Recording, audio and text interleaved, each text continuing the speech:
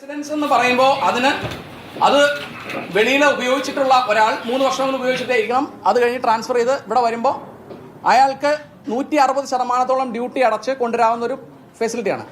അല്ലാതെ second hand cars കൊണ്ടുവരാൻ പാടില്ല.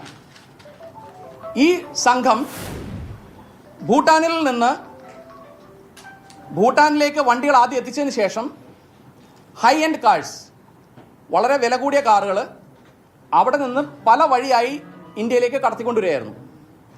അതിനുവേണ്ടി ഇന്ത്യൻ കറൻസിയും ഫോറിൻ കറൻസിയും ഭൂട്ടാനിലേക്ക് കൊണ്ടുപോകും.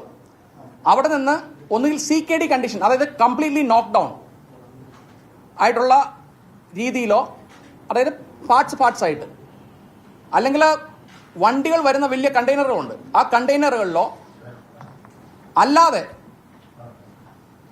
നമ്മൾ ഭൂട്ടാനിൽ നിന്ന് ടൂറിസ്റ്റ് ആയിട്ട് ഇന്ത്യയിലേക്ക് വരണമെങ്കിൽ അവർക്ക് ഡയറക്റ്റായിട്ട് വണ്ടി ഓടിച്ച് വരാം, പെർമിറ്റ് ഉണ്ടെങ്കിൽ. അതിനുശേഷം തിരിച്ചു പോകാതെ ആ വണ്ടി ഇവിടെ ഇട്ടിട്ട് പോവുകയോ, അങ്ങനെ 3 തരത്തിലാണ് ഇവർ വണ്ടികൾ ഇന്ത്യയിലേക്ക് കൊണ്ടുവന്നിട്ടുള്ളത്.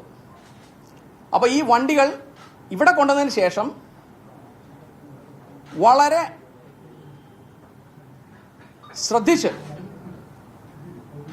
കംപ്ലീറ്റ് ആയിട്ട് ഫോർജ് ചെയ്ത ഡോക്യുമെന്റ്സ് ഉപയോഗിച്ചാണ് അവർ രജിസ്റ്റർ ചെയ്തിട്ടുള്ളത്.